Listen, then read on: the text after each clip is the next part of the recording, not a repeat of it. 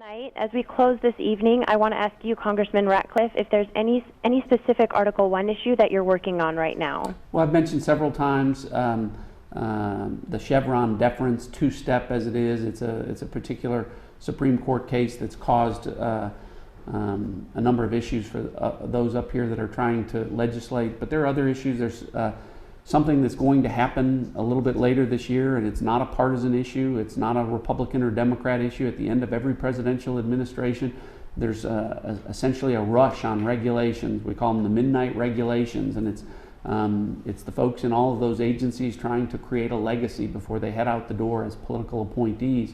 And so Senator Lee and I are talking about ways that we can prevent. I think every one of the listeners would hopefully agree that we don't need more regulations. We don't need a mad rush. We're not dealing with the ones that we have right now. So those are just a few of the things that I'm going to continue to focus on. And I just want to take this opportunity again to tell the people of Utah what an asset that you have in Senator Lee, and the fact that he would take this project on and would encourage and inspire like-minded folks in Congress to really get back to reconstitutionalizing business here in Washington. And again, that's not a partisan statement.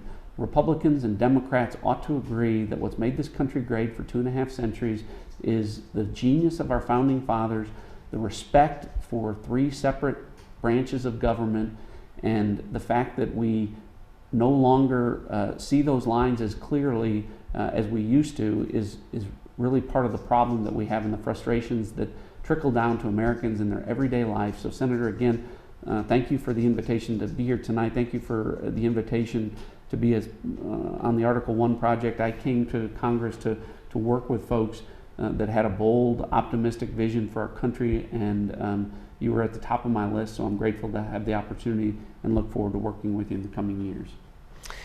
Thank you very much, Congressman, and thank you for joining us. It's an honor and a privilege to serve with you in Congress and to work with you on the Article 1 project. You know, I knew this man, Congressman Ratcliffe, and I would get along well when he arrived here. I could tell he was a real up-and-comer. He's got a lot of enthusiasm and a lot of knowledge to back it up, and he's willing to work hard.